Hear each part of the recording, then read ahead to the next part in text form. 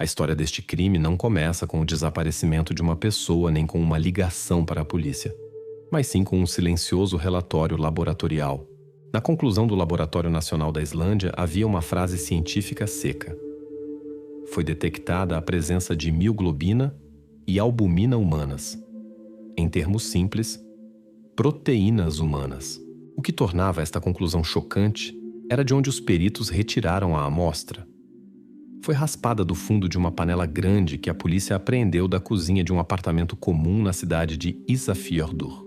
A partir deste momento, o horror ganhou um endereço concreto, mas a panela era apenas parte do quadro geral. Durante a busca na mesma cozinha, a atenção dos criminalistas foi atraída por um congelador doméstico simples. Um reagente especial, o luminol, iluminou nas suas paredes internas vestígios de sangue lavados. A análise subsequente de DNA confirmou os piores receios. O sangue pertencia a Siga, de 27 anos, que na época constava como desaparecida. Tornou-se óbvio para os investigadores que se depararam com uma tentativa de ocultar o corpo da forma mais cruel. O conjunto de achados apontava para esquartejamento. O apartamento onde tudo isto aconteceu pertencia a Ellen, de 29 anos, funcionária da fábrica de peixe local. Quando a polícia começou a estudar o seu círculo, deparou-se com um detalhe que não se encaixava na cabeça. A falecida Siga, cujos vestígios foram encontrados no congelador, não era apenas uma conhecida sua. Por todos os indícios, ela era a sua melhor amiga. Assim, a investigação deparou-se com uma nova tarefa, muito mais complexa. Teriam de compreender não quem o fez, mas como uma discussão entre duas melhores amigas numa cidade coberta de neve poderia ter levado a tal final. Para compreender o que levou a esta tragédia, é preciso olhar mais atentamente para quem eram estas duas mulheres na sua vida comum, antes de ser destruída. Comecemos por Siga. Aos 27 anos, era uma pessoa com um plano claro para o futuro. Como muitos em Ísafjörður, trabalhava na fábrica de processamento de peixe, trabalho monótono e pesado na linha de montagem que considerava uma etapa temporária. O seu verdadeiro objetivo estava a centenas de quilômetros dali, em Reykjavik. Isto não era apenas um sonho. Siga já tinha correspondência com uma prima na capital, poupava dinheiro para o depósito de um pequeno apartamento e ocupava-se ativamente na recolha de documentos para a transferência. Os conhecidos descreviam-na como uma rapariga determinada e focada, que sabia o que queria. A sua vida seguia um roteiro absolutamente compreensível e estável. E ao lado dela estava a sua melhor amiga, Ellen, de 29 anos. Mas o seu mundo era o oposto completo da estabilidade. Toda a sua vida girava em torno do filho de 7 anos, Mikael, que criava sozinha. Na pequena cidade onde todos se conhecem, as suas dificuldades financeiras eram um segredo de polichinelo. Tentativas constantes de fazer face às despesas, contas em atraso e dívidas criavam uma pressão enorme. E pouco antes dos acontecimentos, essa pressão atingiu o pico. Elin recebeu uma carta oficial dos serviços sociais. Não era apenas uma formalidade, mas o primeiro passo num procedimento oficial. A carta falava sobre a abertura de um processo para a verificação das condições de habitação da criança e sobre uma próxima visita de um inspetor. Para Ellen, isto foi um sinal de alarme, significando que estava sob a atenção escrutinada do Estado. E é neste ponto que as histórias das duas amigas se cruzam. Durante a investigação, testemunhas-chave darão uma das suas colegas comuns da fábrica. Ela contará que alguns dias antes do desaparecimento de Siga, esta parecia preocupada, mas determinada, e na conversa mencionou que estava a preparar alguns papéis para um órgão oficial. Na altura, ninguém deu importância a isto. Mas a investigação descobriu que o serviço social iniciou a verificação após uma queixa anônima, e para prosseguir o caso, faltavam-lhes testemunhos de uma testemunha que pudesse confirmar factos de negligência dos deveres parentais. Siga ia ser essa testemunha. Para Ellen, isto significava uma coisa. A sua melhor amiga ia dar testemunho oficial que poderia ser o último passo para lhe retirarem o filho. Assim, numa balança, a ameaça de Ellen perder o filho; na outra, a determinação de Siga em testemunhar. Este conflito, que amadurecia subliminarmente, deveria inevitavelmente resolver-se. E a cronologia dos eventos dessa noite fatídica torna-se fundamental para compreender o que aconteceu a seguir. 8 de fevereiro de 2016, às 18h40, Siga terminou o seu turno na fábrica de peixe. Nesta altura, a tempestade que se aproximava já começara a mostrar o seu caráter. O vento intensificou-se, caiu neve densa. Em vez de ir para casa, dirigiu-se noutra direção. Os dados de faturação do seu operador móvel mostram que às 19h10 o seu telefone ligou-se à torre celular que servia à rua Hafnarstraat. A torre celular cobria uma pequena área, e no centro dessa área estava a casa onde vivia Ellen. Foi a última vez que o telefone de Siga deu sinal, e foi o último lugar onde a sua presença foi registrada. Imediatamente após isto, o caso entra num vácuo informativo. Depois das 19h10, o telefone de Siga desaparece da rede. Poderia ter descarregado, poderia ter sido desligado, ou poderia ter sido destruído. Em qualquer caso, silenciou. E nessa mesma noite, o isolamento da pequena cidade intensificou-se múltiplas vezes. Segundo dados dos serviços municipais, aproximadamente às 21h30, devido a uma avaria na linha de transmissão elétrica, toda aquela área mergulhou na escuridão. Não houve luz até às 23h45. Nenhuns candeeiros de rua, nenhumas luzes nas janelas que pudessem iluminar o que estava a acontecer. Assim, formou-se no caso um ponto cego. Um intervalo de tempo de quase 2h30, quando na casa em Hafnarstraat não havia nem luz, nem comunicações móveis funcionando. Estas são condições ideais para ocultar qualquer coisa. Passaram vários dias. A 12 de fevereiro, a tempestade finalmente começou a acalmar. As máquinas de remoção de neve limparam as estradas e Ísafjordur voltou a ter ligação com o resto do mundo. A vida voltava ao seu curso habitual, e foi precisamente contra este fundo de normalidade regressante que a ausência de Siga se tornou óbvia. Primeiro, preocuparam-se no trabalho. Era uma funcionária obrigatória e nunca faltava aos turnos sem aviso. Depois, a família de Reykjavik deu o alarme. Primeiro atribuíram isto aos problemas de comunicação após a tempestade, mas quando passou um dia e não houve notícias de Siga, dirigiram-se à polícia. A partir deste momento, o caso de desaparecimento foi oficialmente aberto e a investigação começou. A partir do momento em que a declaração de desaparecimento foi registrada, a investigação começou a ganhar impulso. O primeiro e mais lógico passo para a polícia foi trabalhar a última localização documentada de Siga, o prédio residencial na rua Hafnarstraat. Os polícias começaram um inquérito metódico apartamento por apartamento dos residentes, tentando encontrar pelo menos alguém que pudesse ter visto ou ouvido algo incomum na noite de 8 de fevereiro. Contudo, este trabalho quase imediatamente chegou a um beco sem saída. A cidade apenas se recuperava da tempestade, e a maioria dos habitantes respondia a mesma coisa. Devido ao uivo ensurdecedor do vento e ao bater da neve nas janelas, não ouviram nada do que acontecia fora dos seus apartamentos. Mas quando a esperança de encontrar uma pista quase se esgotara, um dos residentes, um homem idoso do primeiro andar, deu testemunho que diferiu drasticamente de todos os outros. No protocolo, as suas palavras foram registradas com extrema precisão. Ele declarou que naquela noite, quando a eletricidade foi cortada na área, acordou com um ruído estranho na entrada. Segundo as suas palavras, não era som de passos ou vozes. Era um som surdo e raspante, como se alguém lentamente rolasse ou arrastasse pelo chão algo muito pesado.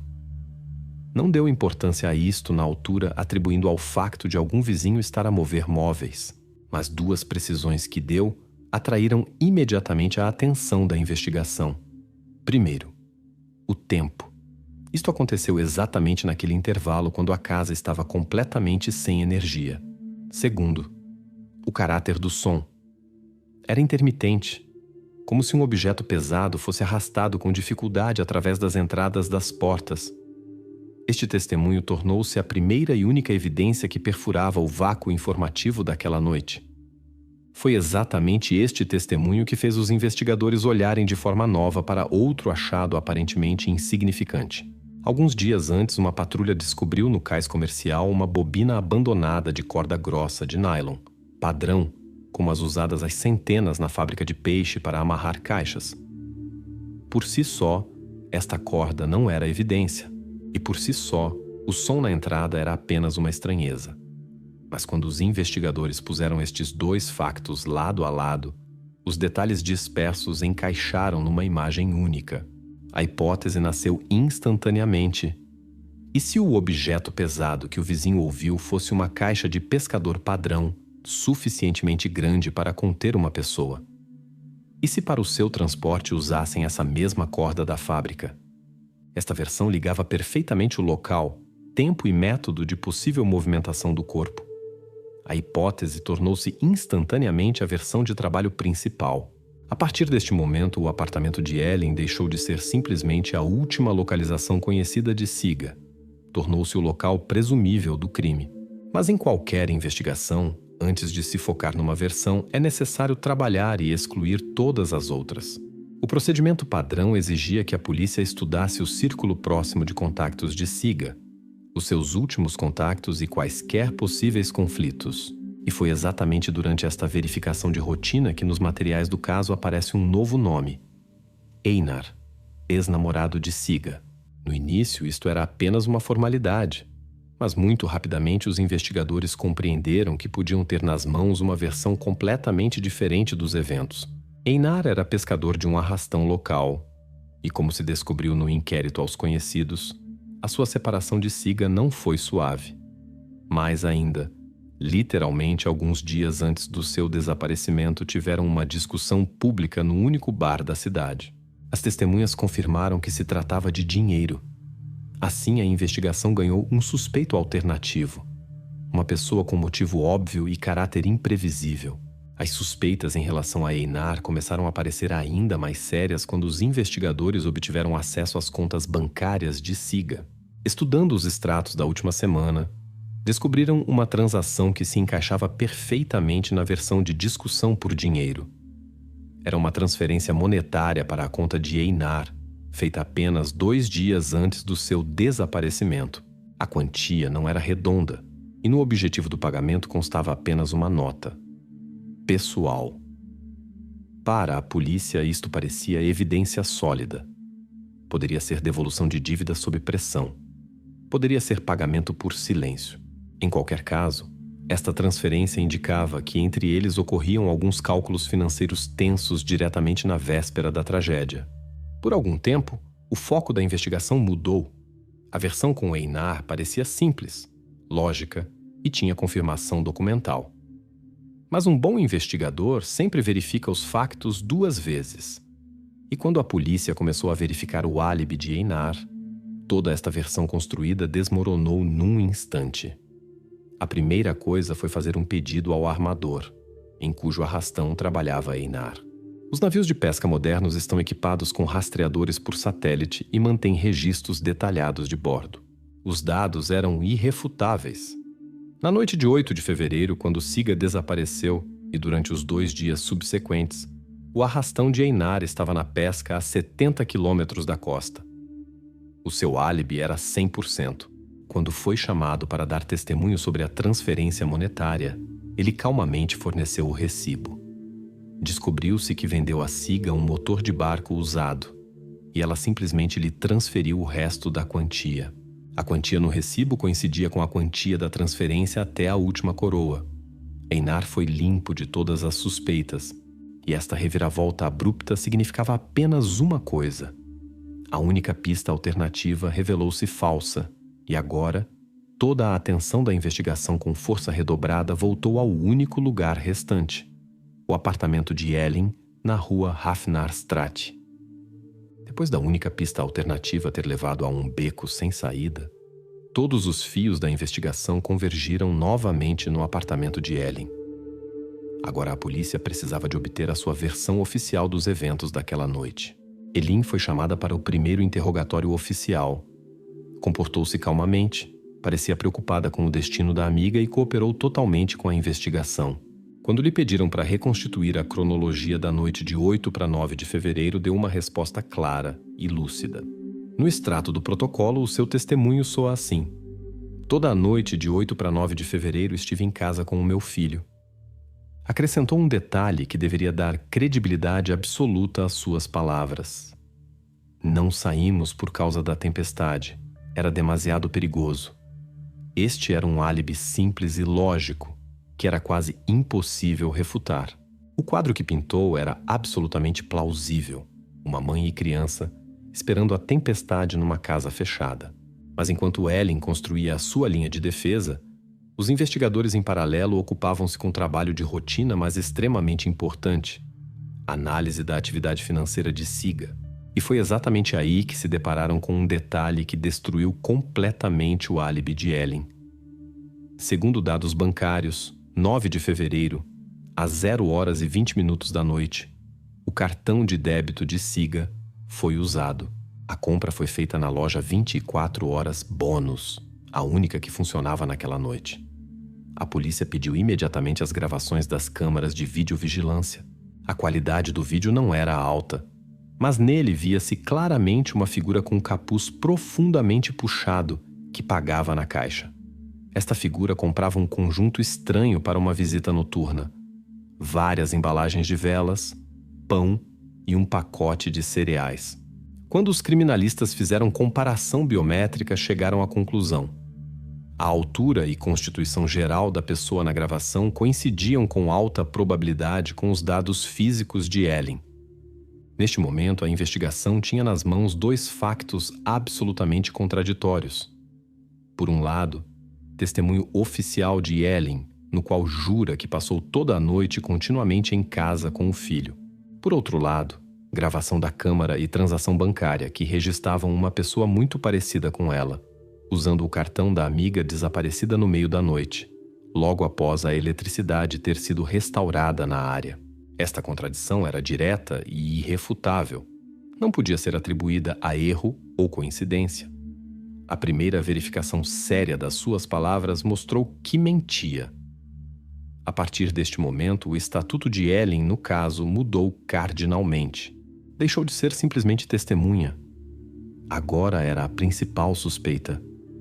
Agora, quando Ellen era a principal suspeita, a tarefa da investigação tornou-se restaurar completamente as suas ações na noite do desaparecimento de Siga. Os polícias compreendiam que a sua história de estar sentada em casa era mentira e precisavam de restaurar minuto a minuto onde realmente esteve. Na região com geografia complexa, onde as cidades estão ligadas por túneis, as câmaras rodoviárias desempenham um papel fundamental. Os investigadores fizeram pedido de dados da única câmara que controlava a saída de Ísafjordur. Esta câmara estava instalada na entrada do túnel automóvel que levava à vizinha aldeia piscatória, a Nifsdaur. A localização era extremamente importante para o caso. Foi exatamente ali, no cais em Nifsdaur, que alguns dias antes uma patrulha encontrou aquela mesma bobina de corda de nylon da fábrica de peixe. Antes era apenas um achado. Agora era um local-chave. A visualização das gravações da noite de 8 para 9 de fevereiro deu resultado imediato, que se tornou mais um golpe na versão de Ellen. Na primeira gravação, com marca de tempo 1 hora e 10 minutos da noite, a câmara registrou distintamente um pequeno todo-terreno Suzuki Jimny, pertencente a Ellen. A matrícula lia-se perfeitamente. O carro movia-se em direção ao túnel que levava a Nifsdaur. Isto já contradizia completamente o seu álibi, mas o que os investigadores viram a seguir transformou suspeita em certeza. Avançando a gravação, descobriram uma segunda passagem. A 1 hora e 25 minutos da noite, o mesmo automóvel foi novamente registrado pela câmara, movendo-se na mesma direção. 2 viagens para a mesma pequena aldeia no meio da noite, no auge de forte tempestade. Em Nifsdaur, nesta altura, não funcionava absolutamente nada. Estes movimentos não tinham nenhuma explicação lógica doméstica. Agora o quadro para os investigadores tornou-se extremamente claro. O álibi de Ellen de que estava em casa Já fora refutado pela sua ida à loja com o cartão de Siga. Agora foi refutado duplamente por dados irrefutáveis da Câmara Rodoviária, que a ligavam à localização-chave onde anteriormente foi encontrada a evidência. A mentira não era caso único, mas sistema. A sua história desmoronou-se. A polícia chegou à conclusão inequívoca. Todas as ações documentadas de Ellen naquela noite, ida à loja por velas, 2 viagens ao cais distante, não foram acidentais. Foram parte de um processo único, e este processo poderia ter apenas um objetivo: ocultação de vestígios de crime grave. Agora, quando a investigação tinha um quadro claro dos movimentos de Ellen, compreenderam que a sua mentira não foi simplesmente reação de pânico, mas história cuidadosamente pensada. Para destruir esta história definitivamente, precisavam de evidência direta, física, que a ligasse ao crime. A polícia voltou às testemunhas que viram a figura com capuz na loja Bônus. No interrogatório repetido, o caixa, pensando um pouco, acrescentou um detalhe ao qual antes não dera importância. Lembrou-se que quando a figura se virou para sair, sob o capuz por um momento tornou-se visível a gola e ombro do casaco. Eram de cor vermelha brilhante. Para a pequena cidade, isto era detalhe importante. Muitos residentes, incluindo colegas da fábrica, confirmaram. Siga tinha um parca vermelho característico com o qual andava quase todo o inverno. Este casaco era o seu cartão de visita. Agora a polícia tinha não simplesmente uma versão, mas um objetivo concreto. Com base em todas as evidências recolhidas, álibi mentiroso, uso do cartão bancário e viagens noturnas, obtiveram mandado de busca no apartamento de Ellen com o objetivo de encontrar um item específico: o parca vermelho de Siga. A busca começou. Os investigadores examinaram metodicamente cada canto do apartamento, e as suas buscas foram coroadas de sucesso. No fundo do guarda-roupa, sob uma pilha de roupa velha, descobriram o que procuravam: aquele mesmo parca vermelho. Quando a evidência foi apresentada a Eileen, ela não mostrou nem surpresa, nem pânico. Tinha a resposta preparada. No protocolo do interrogatório, a sua explicação foi registrada assim: Siga deixou-o em minha casa algumas semanas atrás. Esqueceu-se depois de irmos juntas a uma visita. A versão soava plausível. Melhores amigas frequentemente trocam coisas, não havia nada de incomum nisso. Mas palavras são uma coisa, e factos são completamente outra. A polícia embalou o parca num saco hermético e enviou imediatamente para a perícia forense completa. Agora a resposta à questão de se Ellen mente desta vez deveria ser dada pela ciência. E a ciência deu a resposta que não deixou pedra sobre pedra da versão de Ellen. A perícia dava resultados por etapas, e cada novo facto era como golpe de martelo. Resultado número 1. No exame da gola sob luz ultravioleta foram encontrados vários cabelos humanos. Resultado número 2. Análise de DNA mostrou que os cabelos 100% pertenciam a Ellen. Isto provava que usou o casaco da amiga, mas ainda não provava quando exatamente. O terceiro resultado final da perícia tornou-se decisivo. Os criminalistas descobriram na barra do parca micropartículas de sal técnico. A análise química mostrou que a composição deste sal era completamente idêntica ao reagente anticongelante que os serviços municipais de Ísafjordur usaram exatamente naquela semana para tratamento dos degraus nas entradas. Esta foi prova irrefutável. A ciência confirmou que Ellen não simplesmente usou o parca de Siga. Usou-o na rua, na noite do crime. A confirmação científica de que Ellen usou o parca da amiga desaparecida na noite do crime tornou-se momento de viragem. Agora a polícia tinha todas as bases para considerar o seu apartamento não simplesmente como local onde a suspeita construiu o álibi falso, mas como local completo do crime. Durante a mesma busca, quando o parca foi encontrado, os investigadores apreenderam outros objetos que podiam ter relação com o caso. No protocolo oficial foram listados seca e cotidianamente: congelador doméstico, branco, volume 120 litros, panela grande de aço, 2 caixas plásticas azuis, padrão para processamento de peixe. Eram coisas domésticas comuns que se podem encontrar em qualquer casa em Ísafjordur. perante os criminalistas foi colocada a tarefa fria e clara: realizar análise detalhada destes objetos para a busca de quaisquer microvestígios de material biológico. Todas as coisas apreendidas foram cuidadosamente seladas e enviadas da pequena cidade para a capital, para o Laboratório Nacional em Reykjavik. Nas condições estéreis do laboratório, estes objetos cotidianos começaram a revelar os seus segredos terríveis. O primeiro objeto de investigação foi o congelador. Os peritos trataram as suas paredes internas com luminol, composição química que brilha no contato com vestígios de hemoglobina. Na sala escurecida, as paredes, que pareciam absolutamente limpas, acenderam com luz azulada sinistra.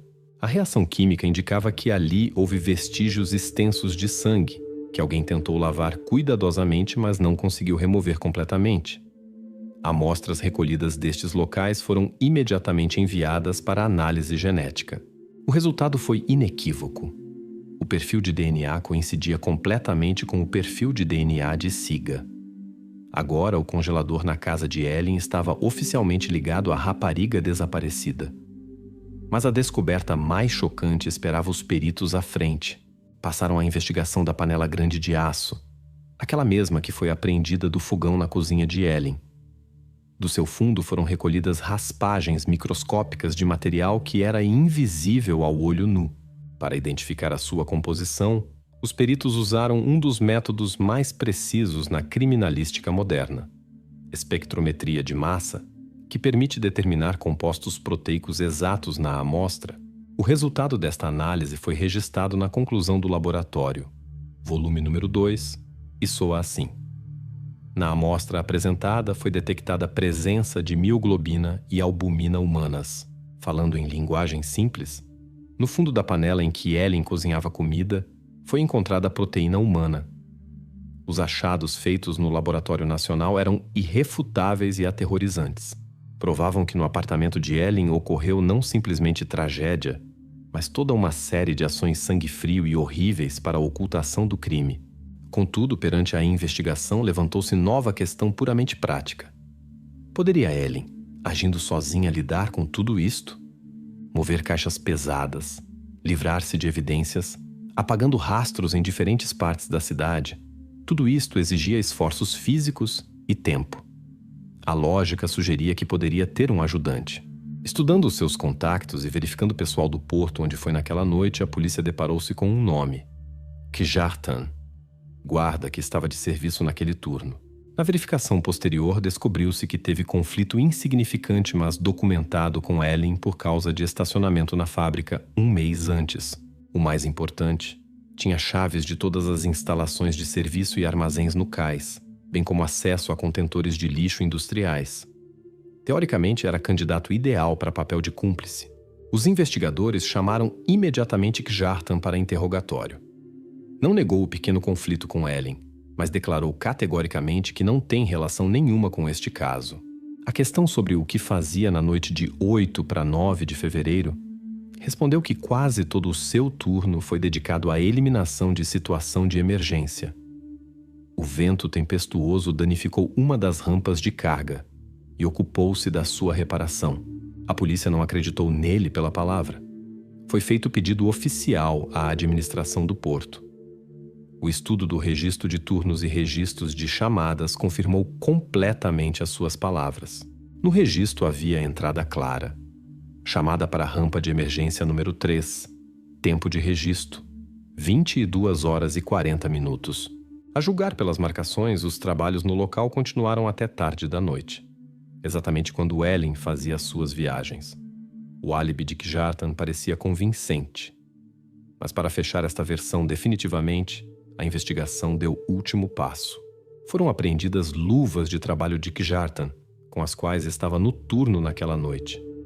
Se tivesse ajudado a mover caixas ou corpo, nelas poderiam restar vestígios microscópicos. As luvas foram enviadas para o mesmo laboratório em Reykjavik. O resultado da perícia foi prosaico e definitivo. Nas luvas realmente descobriram vestígios de matéria orgânica. Eram escamas de peixe e restos de óleo lubrificante. Nenhum vestígios de sangue ou outros materiais biológicos humanos foram encontrados. Kjartan foi completa e incondicionalmente excluído do caso. Esta etapa final da investigação cortou a última linha lateral. Não havia mais "e se?". Não havia nem ex-namorado, nem cúmplice misterioso. Todas as estradas levavam de volta ao apartamento em Hafnarstræti, e agora estava claro uma coisa. Tudo o que ali aconteceu, Elin fez sozinha. A consciência de que Elin agiu sozinha apenas acrescentou horror ao quadro geral do crime. Agora, quando todas as linhas laterais foram cortadas, a investigação passou à fase final. Construção de caso absolutamente hermético para tribunal, no qual não haveria nenhum ponto fraco. Isto significava que era preciso verificar novamente cada detalhe, cada movimento, cada gasto da suspeita. Foi exatamente durante esta verificação total dos dados financeiros de Elin que os investigadores se depararam com o último rastro suspeito. Nos seus extratos bancários foi registrada a transferência de saída feita na manhã de 9 de fevereiro. Quantia: 30.000 coroas. Destinatário: rapariga chamada Asa, que, como se descobriu, às vezes trabalhava como babá e tomava conta do filho de Elin, Mikael. No contexto de todo o caso, esta transferência parecia extremamente suspeita. Foi feita logo após a noite do crime. A investigação teve imediatamente versão. Isto é pagamento por silêncio. Possivelmente a babá estava no apartamento naquela noite, viu ou ouviu algo, e Elin tentava comprar a sua lealdade. Asa foi imediatamente chamada para interrogatório. A rapariga estava assustada e completamente não compreendia que relação poderia ter com o desaparecimento de Siga. Quando lhe mostraram dados sobre a transferência e perguntaram por que eram esses dinheiros, a sua explicação foi extremamente simples e doméstica. Calmamente tirou o seu bloco de notas, no qual mantinha registro de horas de trabalho, e mostrou aos investigadores. Segundo os seus registros, em janeiro várias vezes tomou conta de Mikael, enquanto Elin estava em turnos adicionais na fábrica. 30.000 coroas era um pagamento padrão pelos seus serviços do mês anterior. Afirmava que Elin sempre lhe pagava nos primeiros dias do mês, e este pagamento não era algo incomum. Agora a investigação tinha duas versões. Por um lado, suspeita de suborno de testemunha. Por outro, pagamento de rotina de serviços. As palavras de Asa precisavam de ser verificadas documentalmente. Para pôr ponto final nesta questão, a investigação solicitou extratos bancários de Elin, não de uma semana, mas dos últimos 6 meses. Os analistas começaram a estudar toda a história das suas operações financeiras e muito rapidamente descobriram o que procuravam. Nos extratos de cada mês, dezembro, novembro, outubro, nos primeiros dias estava registrada a transação para a conta de Asa. As quantias mudavam ligeiramente, mas eram sempre dentro de 25 a 35.000 coroas, o que correspondia a diferentes quantidades de horas trabalhadas. Era padrão claro e repetitivo. O pagamento de 9 de fevereiro não foi anomalia, foi parte da rotina. A versão sobre suborno foi completamente refutada. Esta última verificação foi extremamente importante. Mostrou que a investigação trabalhou absolutamente todas as versões possíveis, mesmo as menos prováveis. Agora, no caso, não restavam pontos brancos, nenhuns outros nomes ou transações suspeitas. Restaram apenas evidências materiais irrefutáveis contra Elin. Agora, quando a investigação não tinha nenhuma questão sem resposta e nenhuma versão não verificada, o jogo acabou. Toda a base probatória recolhida, testemunhos de testemunhas, dados de câmaras, extratos de contas bancárias e, o mais importante, conclusões de perícias criminalísticas, foi sistematizada e pronta para a apresentação. Elin foi levada à esquadra para interrogatório final oficial. A atmosfera já era completamente diferente. Isto não era conversa nem inquérito, mas procedimento formal. No gabinete, além dos investigadores, estava presente advogado fornecido pelo Estado. Antes do início do interrogatório, foram-lhe oficialmente lidos todos os seus direitos. Neste momento, o seu estatuto no caso mudou pela última vez e isto foi registrado no protocolo. De principal suspeita, tornou-se única acusada no caso de homicídio.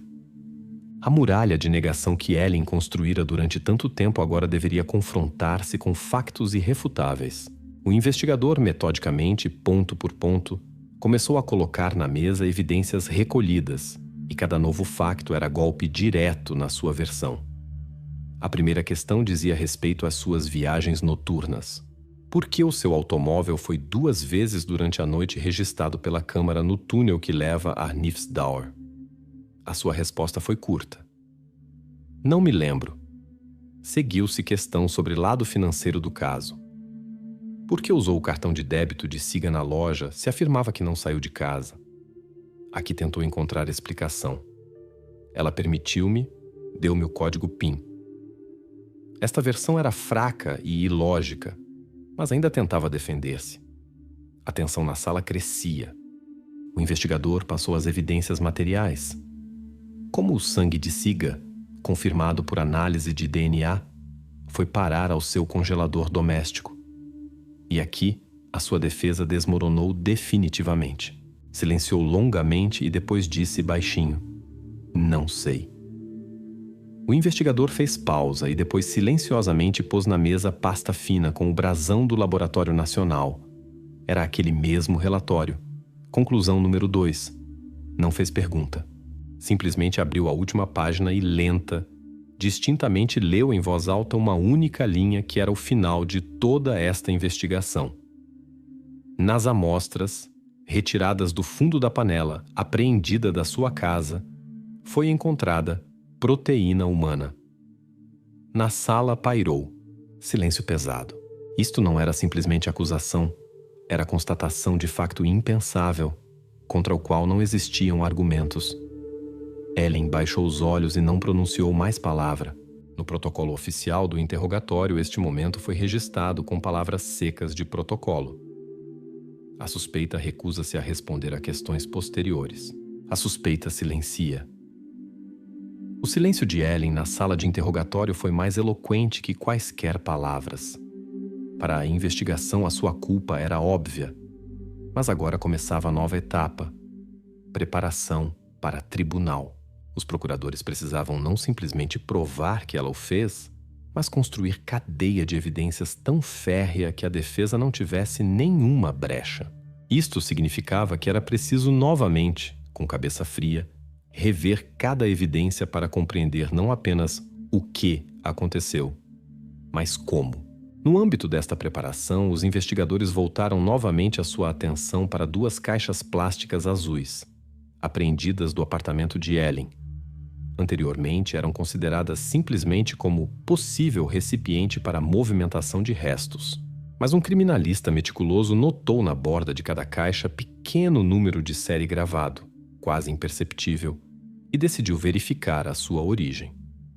Na fábrica de peixe confirmaram. Era o seu sistema de controlo de qualidade. Cada lote de caixas tem número único, que está ligado à data específica, turno e linha de produção. Subitamente, caixas anônimas transformaram-se em objetos rastreáveis. Este detalhe burocrático abriu para a investigação nova possibilidade. Os investigadores dirigiram-se imediatamente à fábrica com números retirados das caixas do apartamento de Ellen e solicitaram registros de contabilidade. Junto com o chefe de turno, começaram a verificar cifras. A busca no registro de produção não demorou mais de 15 minutos e levou a resultado estonteante.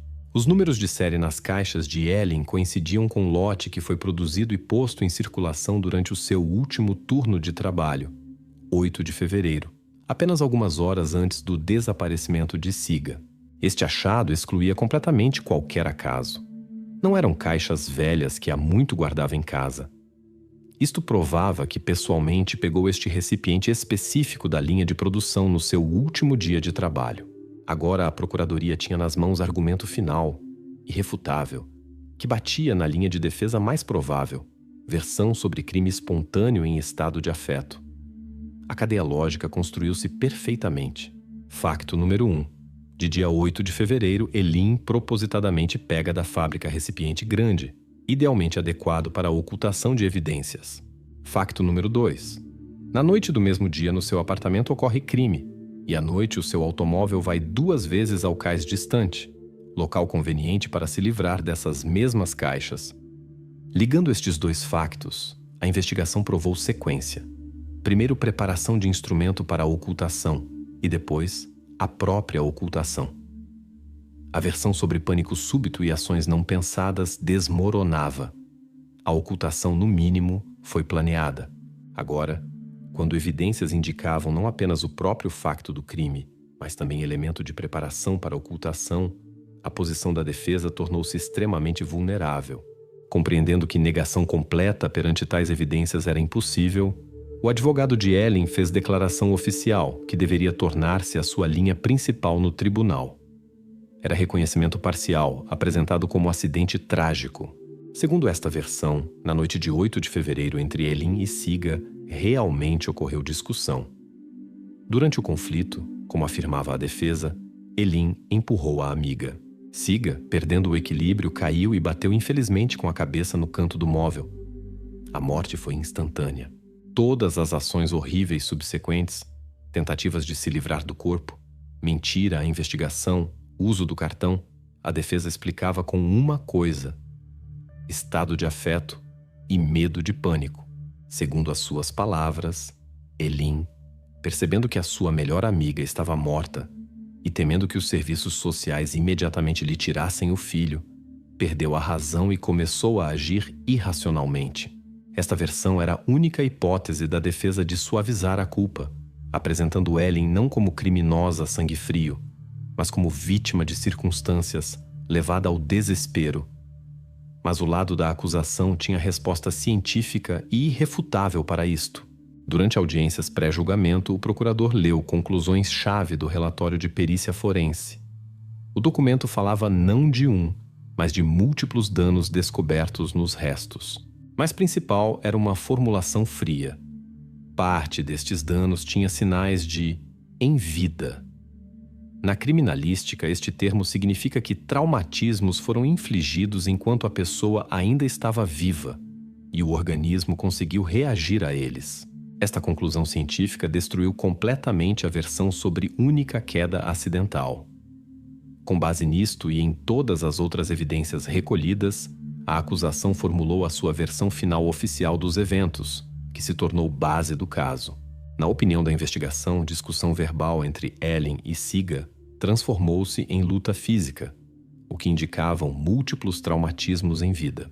A morte de Siga não foi resultado de queda acidental, mas resultado de ações violentas propositadas por parte de Ellen.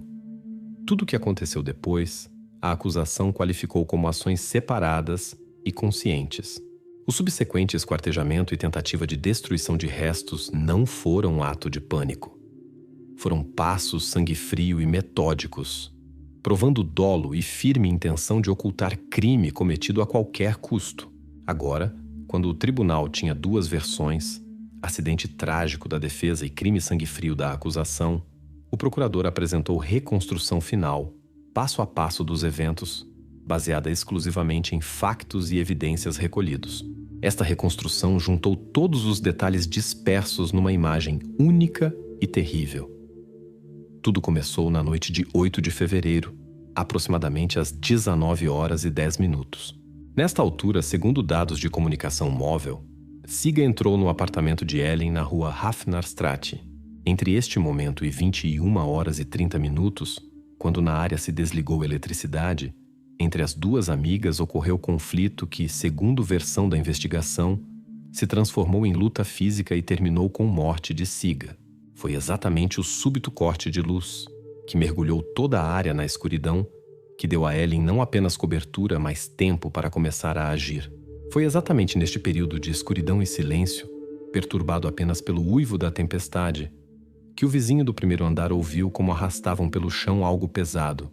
Segundo reconstrução, Elin usou aquelas mesmas caixas que antecipadamente pegou da fábrica para mover restos do apartamento para o seu carro.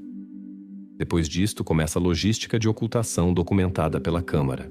A 1h10 da noite e repetidamente às 2h25, o seu automóvel faz 2 viagens ao cais em Henifsdauer. O plano, por toda a aparência, era afogar as caixas no mar tempestuoso, permitindo à tempestade ocultar para sempre as evidências. Mas foi exatamente aqui que o elemento, que foi a sua cobertura, se voltou contra ela.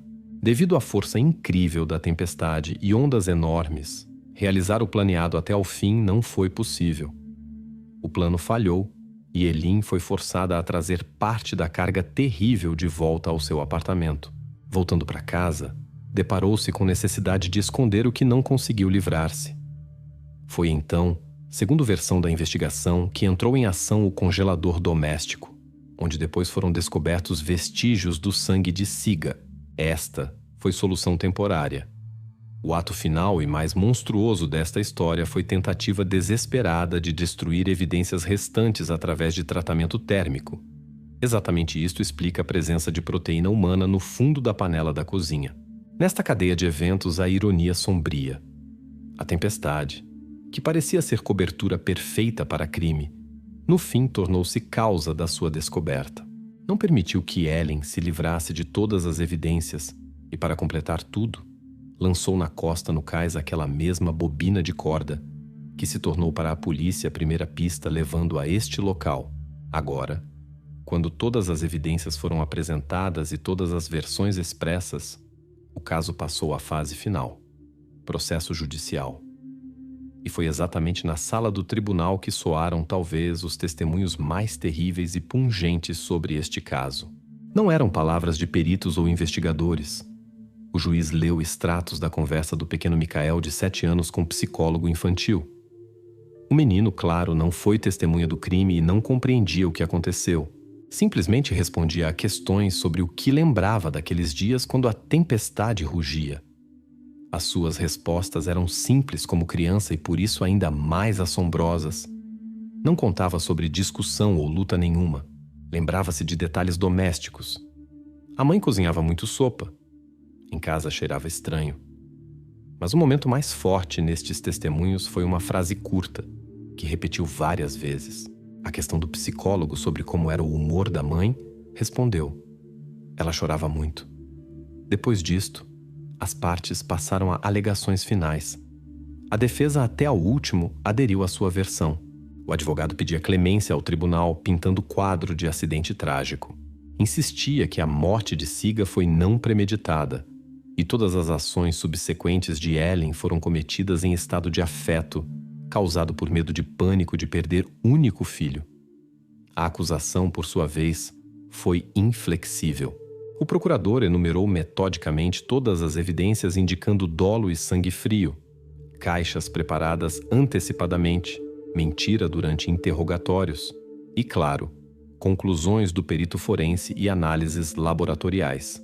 Exigia um castigo máximo não apenas por homicídio doloso, mas também por subsequente ultraje ao corpo da falecida. Ouvindo ambas as partes, o tribunal retirou-se para proferir sentença. 2 de setembro de 2016, na sala do Tribunal Distrital de Reykjavik, foi proclamado o veredicto final. Elin, de pé perante o juiz, não pronunciou palavra.